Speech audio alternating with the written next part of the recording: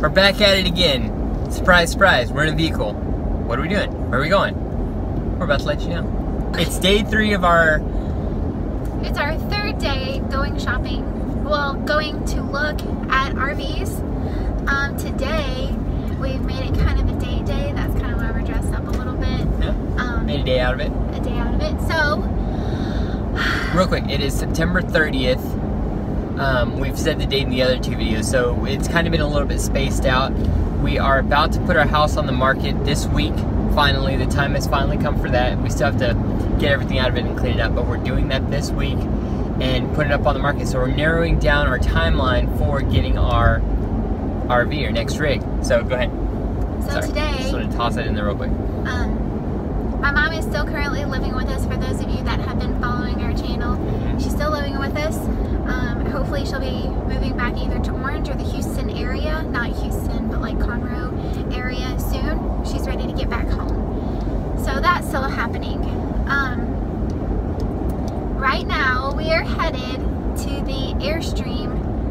Well, it's not an Airstream dealership. It's a dealership that has a lot of Airstreams. Yeah, so they have, it's kind of like an Airstream. It basically is an Airstream dealership. But it's not called Airstream. They deal them. It's down in Buda, Texas. It's a little bit further south. We've already gone up north, as you've seen. We were up just slightly north of Liberty Hill the first time. The second time we went up to Fort Worth, basically. And now we're going down to Buda, which is about an hour south of us. But David is really into the Airstream. I am not sold on the Airstream. I really want a Class A.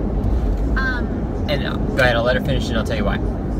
If we get an Airstream, we're going to have to get something that pulls the Airstream. The 4Runner does not. So it's either going to be getting rid of the 4Runner, which I don't want to do. We're not doing that. That's not enough. We need one fuel-efficient vehicle.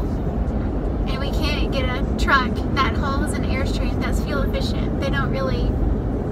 And I'm talking about 30 plus. I'm not talking about you people who are like, oh yeah, 20 miles to the gallon. That's good gas mileage. It's not.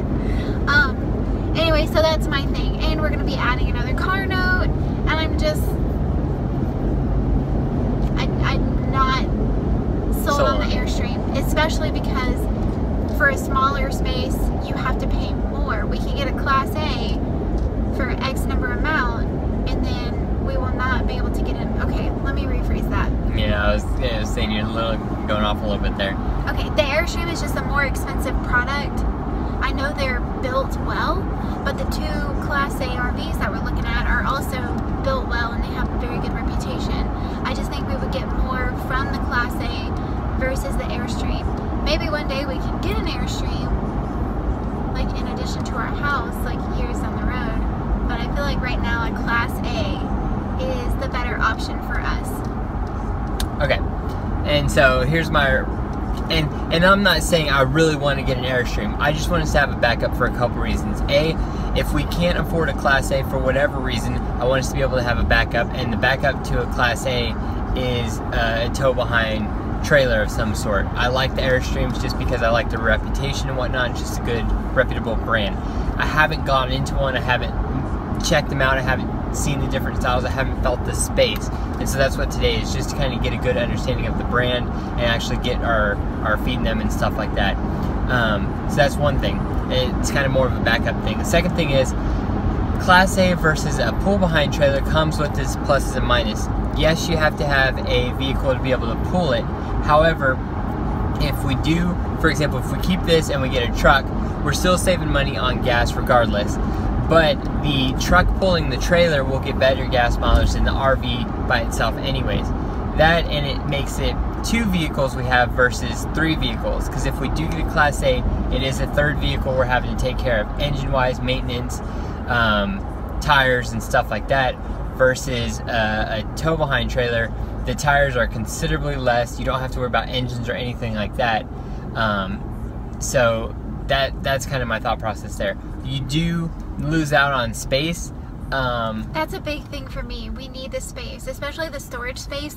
There's not a lot of storage space on a Airstream compared to a Class A. Right, but on the flip side of that, we're hoping to downsize quite a bit anyways. So what we can't pack in the Airstream, if we got an Airstream, what we can't pack in the Airstream, you know, if it was something bigger, you know, if we needed to get a small storage unit anyways for something anyways, you know, we can make that happen. Second of all, it's a lot easier to find a used Airstream in good shape than a used RV in good shape.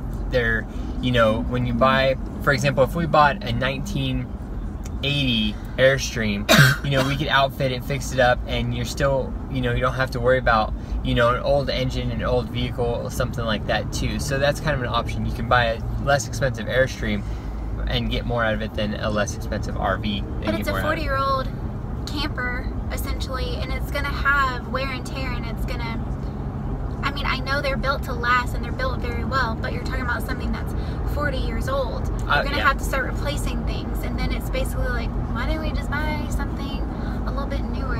Right, and like I said, this is not, I'm not saying I want to buy an old Airstream, I'm just saying as a backup. Our main goal is to buy the Fleetwood Bounder 33C. That's like our #1 option. But if that's not an option for whatever reason... A couple years old, not a brand new one. Well, yeah. Anyways, my point is, you know, if we can't afford that for whatever reason, we can't get a loan for it or anything like that, then we need to have a backup option. And to me, a good backup option is something that costs, you know, $50,000, $40,000 versus, you know, $100,000. So I just wanted to have a good backup for that, and that's what we're searching for. I kind of just, if we get the Airstream, we're gonna have 3 payments, 2 vehicles, an RV. I don't know. I feel like we're trying to downsize, and I think that would, income-wise, I feel like that would hinder us. Because then we have 3 big debts. Well, we'll most likely have 2 vehicle payments and a home payment, which will be the RV or the Airstream regardless anyways. Well, no. We have the 3rd gen, and then we have this. Right. Yeah, so, that's what we have for now. You're absolutely right. And that's what we're planning to have whenever we make this transition. Yep. So, basically we're going to run the 3rd gen until it... We'll figure it out. I don't want to be in a situation where now I'm in a shit vehicle, but we'll figure it out. Y'all heard him. He called it a shit vehicle. No, I'm saying if it takes a shit, then not right now. If it takes a shit, I don't want to be. If it takes a shit, it becomes a shit vehicle. Right now, it's not a shit vehicle. Anyways, we're going down there. We're gonna go check them out. We're bringing you along. There you go. See you shortly. She's excited. Of course, I'm excited. All right, here we go. Camper Clinic 2, right across from Cabela's. So if you want to get your hunt on, you just go to Cabela's first. What are we looking at? Alright guys, we're at the Airstream place. We're looking at a 28-foot International Signature. Okay. So, there's not a lot of storage on the outside. But it does have rock protectors for the windows and the body, which is really nice. I didn't know that. I just always thought it looked like Daft Punk, and it was just weird. Let's go inside. Hold on, I'm gonna get the logo back here. So there's different versions we found out. This is the Signature International, which apparently has more of a European feel. The Internationals, there's 2 or 3 different Internationals, and they all have more of a European feel. This is the Flying Cloud. So I think it goes Flying Cloud,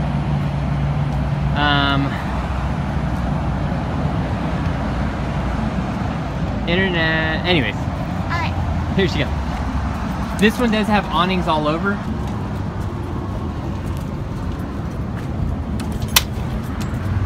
Extremely strong doors, apparently. She got to slam them. She appreciated that. And they do have a click, but they're not hydraulic system, which I personally don't like. I'd like it to have a hydraulic system, but that's just Gucci. Yeah, I mean, it stays in place, and that's good. As long as it doesn't swing open. Okay, coming in. Let me hop behind you so you can show us over here. Okay.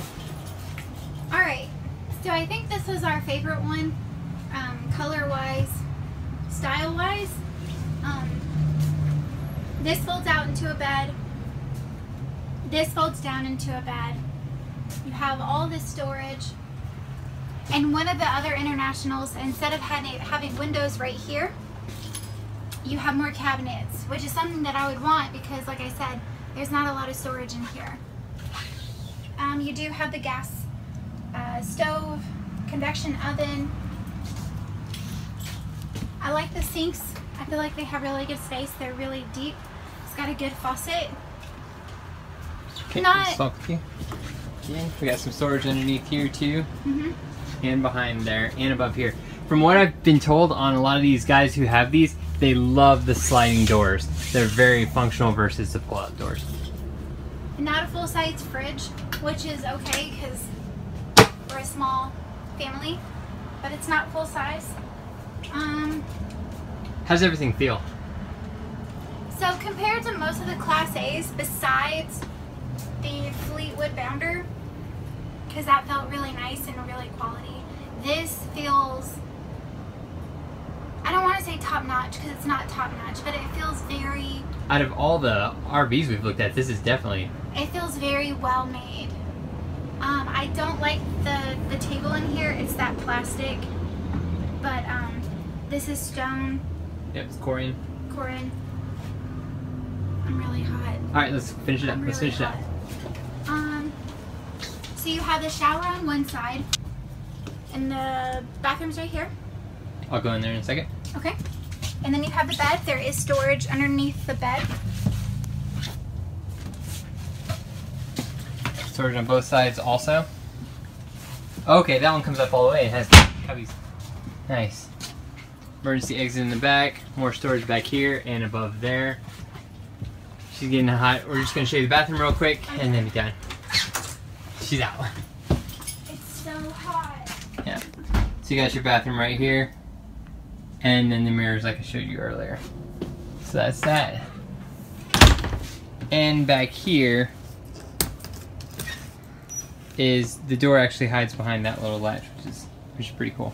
It does have an accordion door.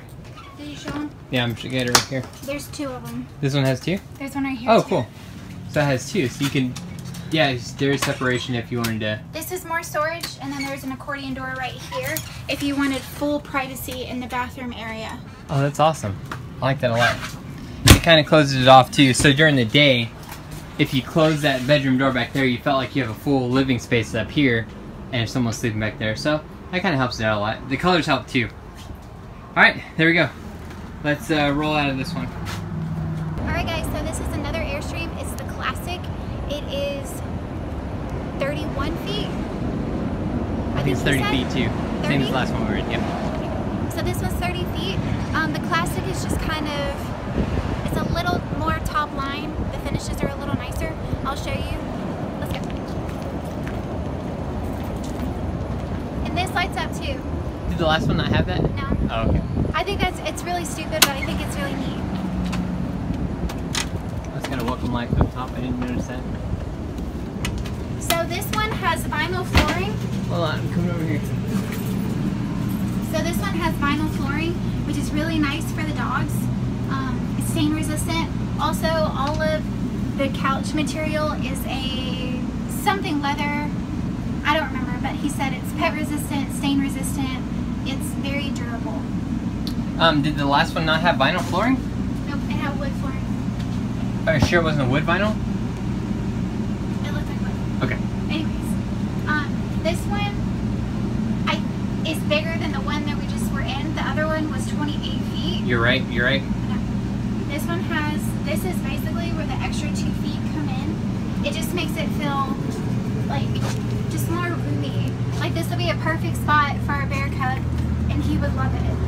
So I like this one because it just feels bigger. Also, I like the finishes. I like the finishes in this one better too. It feels better quality. Like the table is stone versus the plastic. And the table is on a hydraulic system, so... Oh, I didn't even see that fancy screen earlier. Yeah.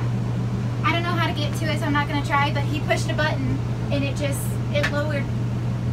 Take that out, please. Itself. It lowered itself. She's been hitting her sunglasses on literally everything. Well, because it's so small. It's so confined in here. This is also stain resistant. It doesn't look like it, but it's supposed to be stain resistant as well. We've got deep sinks. This one has an oven and a convection microwave. Not a full-size refrigerator again. Still bigger than the last one, I think, right? Bigger than the last one. Yeah.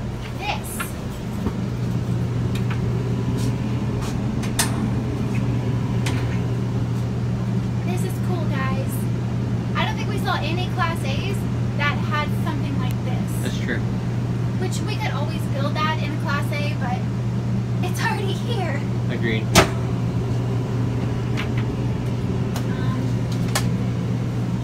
This is your main, I guess, where you would hang your clothes. It's pretty big, considerably speaking, for a camper. So.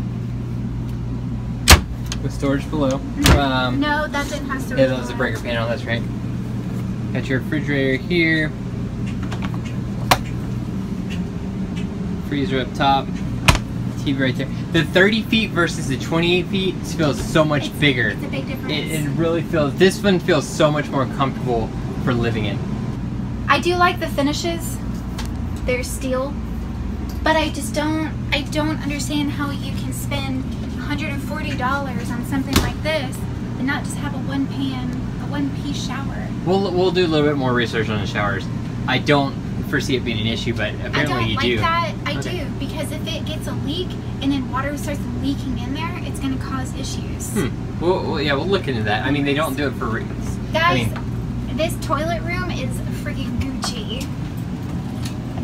Look at that. Yeah, the finish in this is incredible. I mean, for what it is, it's like a nice sailboat.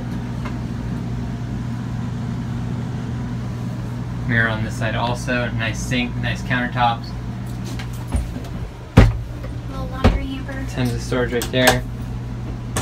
Yeah, I'm really, really impressed with this layout. Little upper cabinet. Alright. This one also has 2 doors, right? Yep, okay, you got a door here. And a door right here. And a door in the back. Double accordion doors for privacy in the bathroom. Bed, storage underneath the bed. Cabinet space. The windows are really nice. All these windows back here open up, which is cool. So if you're backed up somewhere, your view is incredible. I will say my favorite thing about the Airstream is the windows. There are so many windows. You can open them up and it feels so big. It's not. I know it's not, but it feels very spacious and roomy and sunny and bright. It's nice because you even have the sunroofs. That's what what's the channel we watch now? Less Junk, More Journey? Yes, that's what they were saying about the windows. They were like, we love you guys if you watch this ever. They said that the windows make it feel so much bigger because they went from the Class A to an Airstream. So that's basically yeah, but their Class A was almost 40 feet. Yeah, and they went to a 30-foot Airstream. Kudos to you. I don't know. Anyways. It almost seems more practical to start smaller and work your way up to bigger, but at the same time, I don't know. It just seems like they realized that they didn't need that space that they thought they would, because they said the same things where they were afraid going into a smaller one that they'd miss it, but then as soon as they did, they were like, okay, you know, this is too much room than we even need to. Yeah. So that's why this worked out for them. Anyways, that's kind of the rundown on this. I love all the exposed metal too. It's really nice. Anything else you want to add real quick? Or are you good? Let's open up these windows real quick. I want to see all this. Let's see this. Let's see this view we got going on.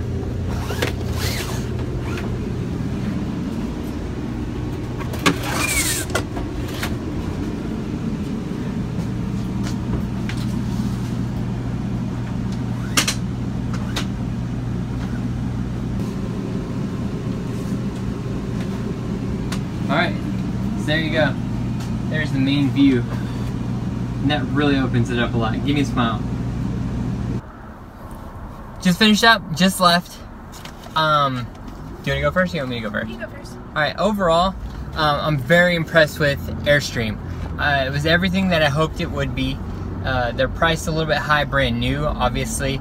I feel like they're very much worth their money though. When I'm inside of it, I felt like I was in a good quality RV for what it was. Everything felt like, I actually felt like, okay, I feel like if I spend this much money, I actually see where the money is. I understand the engineering of it, I understand the design of it, and I get the quality of it. So it makes sense to me. I'm good with it. The space was about what I thought. It was actually a little bit bigger than I thought it would feel, because it did feel very open, especially with the windows and whatnot. It was very, you could see it, it was very freeing. It's smaller because it is smaller. But my point is, you know, you you can't expect it to be something huge when it's not. On the flip side of that, exterior-wise, the size is great because you can take it more places, you can fit it more places. You don't have to worry about the height. You don't have to worry about, you know, the huge lengths of it and everything. It's narrower. So if we were in a smaller area, it'd be so much easier to take around and tow with us. I like the idea that you can just tow it, take it off, and you're free to move around, and you have that. So I really like that about it. I also liked the portability of it, the size of it, the aerodynamics of it, the quality, the build quality, everything like that. I liked it. It was a little bit smaller, a little bit less storage. I like it. I'm sold on it. I like Airstreams.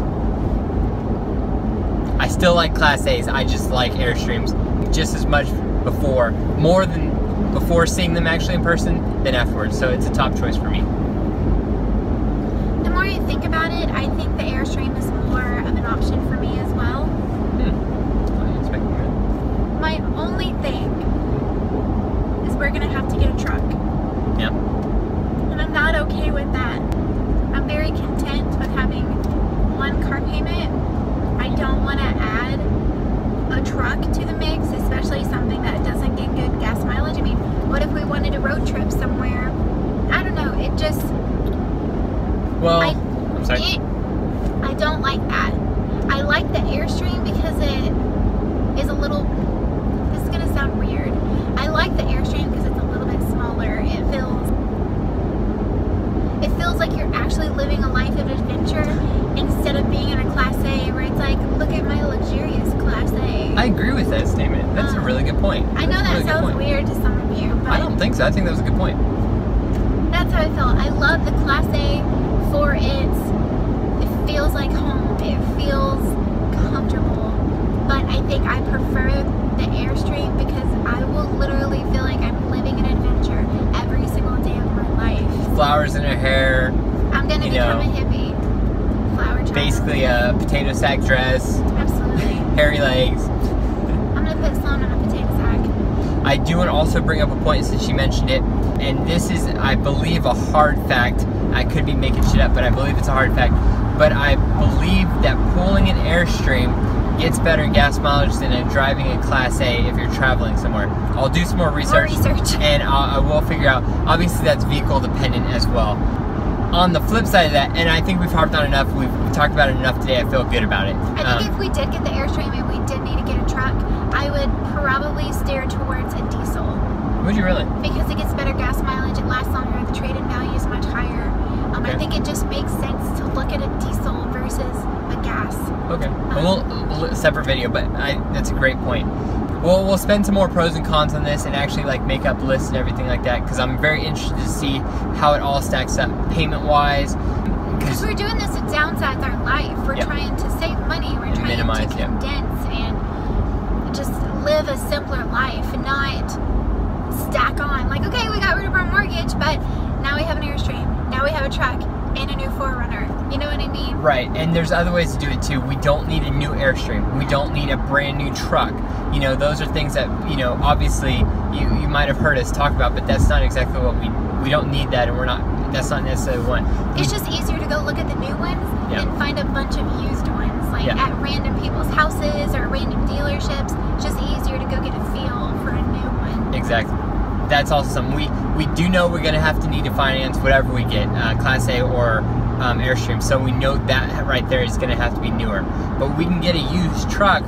For example, if we wanted to get a used 2500 diesel, we could do that and still be considerably less than, you know, buying a new truck, and that would obviously be our plan too. The 4Runner we bought for a specific purpose, and we're going to continue staying on that path with this. We've had some debate about that, but we feel really good where we're at with this. The home part, we want to make sure that it's good quality first thing foremost. We don't want to buy something cheap and just going to depreciate and be a piece of shit because we're living in it. So that'll be our primary focus. Well, with the Airstream, it won't depreciate very much. I mean, obviously everything depreciates, but the Airstreams, he's the guy that we talked to, and he could have just been saying this, but we've seen time and time again 30, 40-year-old Airstreams going for 40, 50,000 because they hold their value so well. And it's a fact. It is what it is.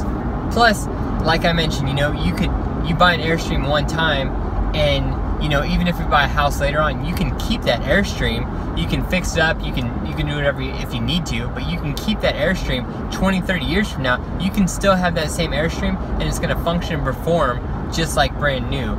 Versus, you know, some of these older, cheaper Class A's or anything like that. Those things are gonna fall apart. I mean, look up a 20, 30-year-old Class A right now and try and find one for any, you know, that's holding its value and that's not, you know. Yeah, I mean, I was looking at 10-year-old Class A's and they were getting a little rough. They're getting a little rough, but that's also either people that just let them sit or people that live in them and they care for them and they take care of them because it's your home. Yeah. So. Lots to look into. The last thing I want to say on this video is, despite what I kept trying to tell him, he did want to show us fifth wheels, and yes, the layout is great. They are huge, but for us, it's just not what we want. No. And I don't downgrade anybody can do anything they want, but for us, it's just not what we're looking for. So I just want to throw that out there because people will say, "What about a fifth wheel?" Nope. I just don't want to tow it. First of all, it just feels big and blocky and obnoxious. Class A is also, but at least in Class A I just feel more comfortable with it. But I don't want to do a fifth wheel. Fifth wheel is scratch. We're not doing it. We're not doing a fifth. That kind of sums it up. If you got questions, if you got any information, please let us know. We'll see where we're at when we actually post these videos. I'm excited to see that. I'm so excited. Hopefully it's in a few months. Hopefully at the beginning of 2018. Basically, as soon as we sell our house, I'm gonna start posting these videos because it'll start showing the journey towards what we're getting, and hopefully by the time you're watching this, it'll be more real time. But I just wanted to keep this a little bit more secluded because it's a journey in our path, and you know we're still trying to figure it out. So there you go. So these are kind of locked up in a vault. But appreciate it. Thanks again for watching, and we'll see what happens.